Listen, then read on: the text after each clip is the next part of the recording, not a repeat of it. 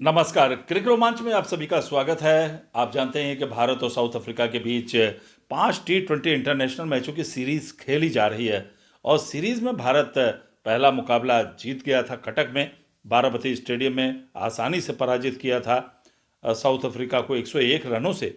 लेकिन दूसरा मुकाबला सीरीज का भारत हार जाती है। सीरीज 1-1 से बराबरी हो जाती है और सीरीज का दूसरा मुकाबला मुल्लानपुर, जो कि न्यू चंडीगढ़ में स्थित है, वहाँ पे खेला गया, नए मैदान पे खेला गया। और मेंस क्रिकेट की अगर हम बात करें तो मेंस क्रिकेट का ये पहला ऐसा मुकाबला था इंटरनेशनल जो यहाँ पे खेला गया। वैसे महिलाओं का इंटरनेशनल मुकाबला यहाँ पे खेला जा चुका है, मगर ये पहला बड़ा मुकाबला। लेकिन भारतीय फैंस निराश, क्योंकि भारतीय टीम को 51 रनों से पराजय का सामना करना पड़ा। इस मुकाबले में भारतीय फैंस निराश इसलिए भी हुए हैं क्योंकि उस तरह का प्रदर्शन भारतीय टीम कर नहीं पाई जैसा कि उन्होंने पहले एक दिवसीय अंतर्राष्ट्रीय मुकाबले में किया था। आपको याद होगा, जबरदस्त प्रदर्शन किया था। यहाँ तो टॉस जीतते हैं भारतीय टीम, भारतीय कप्तान टॉस जीतते हैं और बल्लेबाजी का न्योता देते हैं साउथ अफ्रीका को। और साउथ अफ्रीका की टीम निर्धारित 50 ओवरों में 213 रन बनाती है, यानी 214 रन की एक बड़ी चुनौती।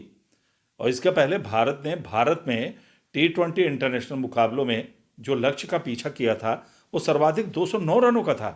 तो वैसे भी आपको एक इतिहास रचना था अगर ये मुकाबला जीतना है 214 रन बनाकर।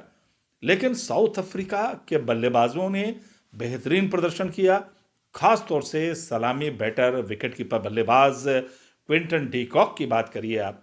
जबरदस्त प्रदर्शन उनका रहा।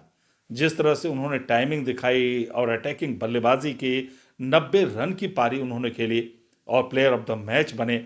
आप कह सकते हैं पूरी पारी के 213 रनों के शिल्पकार रहे। बाद में साउथ अफ्रीका के कई बल्लेबाज आए, उन्होंने भी ताबड़तोड़ बल्लेबाजी की।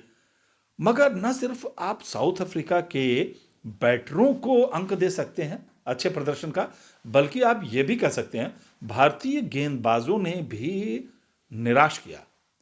आज गेंदबाजी में वो पैनापन नजर नहीं आया है। स्ट्राइकर गेंदबाज, मुख्य गेंदबाज को ही आप उठा लीजिए, जसप्रीत बुमराह आज महंगे साबित हुए। काफी रन उन्होंने खर्च किए, विकेट भी उन्हें प्राप्त नहीं हुई।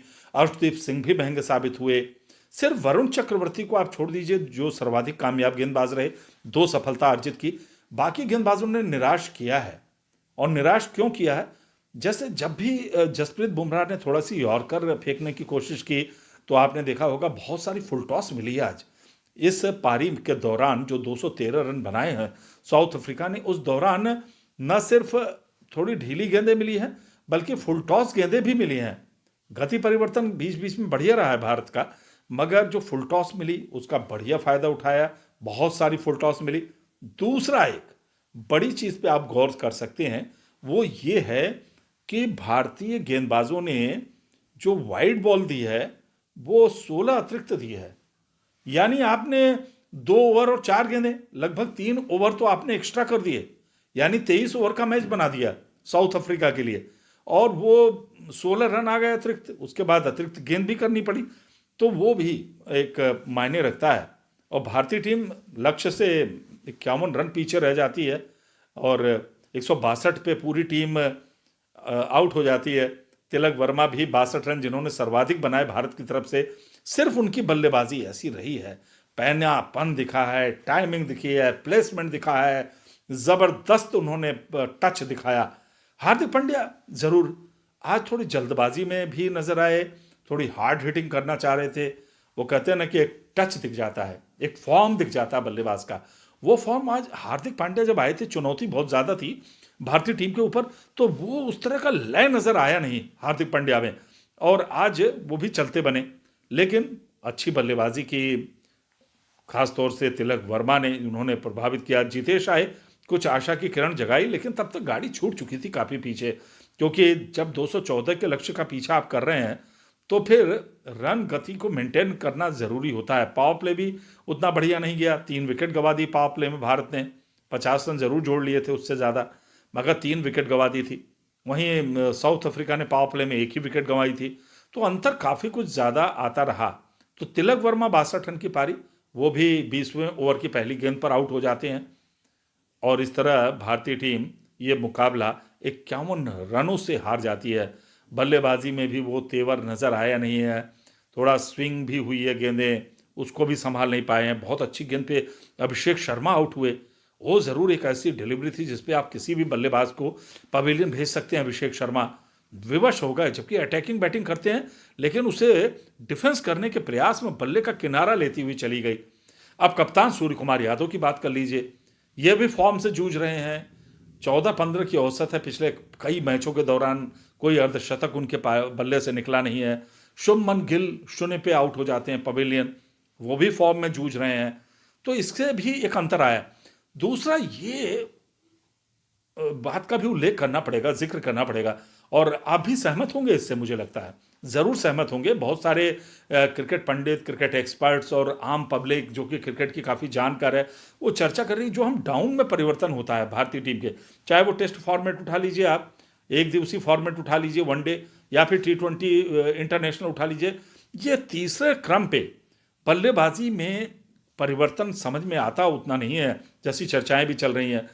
आखिरकार इसके पीछे सोच क्या रही होगी टीम मैनेजमेंट की, किस तरह से यहाँ पे भेजा गया वन डाउन के स्थान पे अक्षर पटेल को। और खास चौंकाने वाली ये बात ये कि बाएं हाथ का ही बैटर आपके सामने है दूसरी तरफ क्रीज पे, ऐसे में अक्षर पटेल को वन डाउन के स्थान पे भेजा। सूर्य कुमार यादव, जिनका तीसरे क्रम पे बेहतरीन प्रदर्शन रहा है T20 में, वो पीछे आते हैं बल्लेबाजी करने के लिए। तो बैटिंग ऑर्डर में भी परिवर्तन कुछ न कुछ प्रभावित करता है, क्योंकि स्थायित्व तो जब नहीं रहता है ना, तो कहीं न कहीं बल्लेबाजों के जहन में भी चलता रहता है बल्लेबाजी का क्रम। ये बात अलग है कि कई बार सक्सेस हो जाते हैं, सफल हो जाते हैं, तो वो बातें बंद हो जाती हैं। मगर अभी तक जो प्रयोग हुए हैं तीसरे क्रम पे या बल्लेबाजी में फेर बदल के, वो कभी भी हमने देखा है कि वो सार्थक साबित नहीं हुए हैं या सफल साबित नहीं हुए हैं।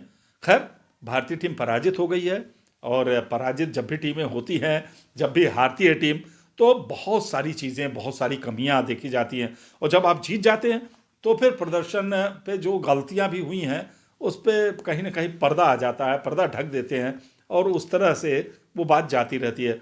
चूँकि हार गए हैं तो काफ़ी कमियां हैं, और जो कमियां हैं उस पर ज़रूर वर्कआउट किया जाएगा। अब 2 दिन का गैप मिला है, तीसरे जो मुकाबला धर्मशाला में खेला जाएगा। एक बार फिर आप चंडीगढ़ से और आगे बढ़ेंगे, थोड़ा क्लाइमेट और चेंज होगा, ठंडक वहाँ ज़्यादा होगी फिज़ाओं में, धर्मशाला के मैदान पे। वहाँ पे देखना होगा कि जो तीसरा मुकाबला है वहाँ पे कौन सी टीम बाजी मारती है, क्या होमवर्क करके भारतीय टीम जाती है, किस तरह की चुनौती देती है मेहमान टीम साउथ अफ्रीका को। लेकिन इस पूरे सीरीज़ में साउथ अफ्रीका की तारीफ करनी पड़ेगी कि हर फॉर्मेट में बार बार वापसी कर रहे हैं। टेस्ट सीरीज़ तो उन्होंने अपने नाम कर ही ली, उसके बाद ODI में भी उन्होंने दूसरे वनडे जीत के अच्छी वापसी की थी, और T20I में भी आप देखिए दूसरे मैच को जीतकर सीरीज 1 की बराबरी पे कर दी है। अब 3 मुकाबले बचे हैं, देखना होगा सीरीज किसके पक्ष में जाती है। ये तो तय है कि वर्ल्ड कप के लिए जो भारत को T20 वर्ल्ड कप जो फरवरी में खेला जाना है, उसकी तैयारी का अच्छा मौका मिल रहा है। 3 वनडे, 3 T20 इंटरनेशनल, ये मान लीजिए आप, इसके अलावा न्यूजीलैंड आ रही खेलने, 5 T20 इंटरनेशनल, वो मुकाबले खेलेंगे। तो भारतीय टीम के पास सुनहरा मौका है। और चूंकि भारत और श्रीलंका में ही T20 इंटरनेशनल मुकाबले खेले जाने हैं इस वर्ल्ड कप के, T20 जो वर्ल्ड कप आ रहा है, तो उसमें भारत को लाभ मिल सकता है, उसकी तैयारी करने का एक अच्छा मौका है। भारत को ही नहीं बल्कि साउथ अफ्रीका को भी है।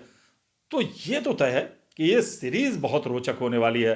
बने रहिएगा हमारे साथ, हम चर्चा जारी रखेंगे, हर मैच के साथ कुछ ना कुछ आपसे गुफ्तगू करेंगे और आपसे शेयर करेंगे अपने विचार, आपके साथ बातचीत करेंगे। फिलहाल आज के इस एपिसोड में इतना ही, विराम देते हैं, आपसे फिर मुलाकात होगी। नमस्कार।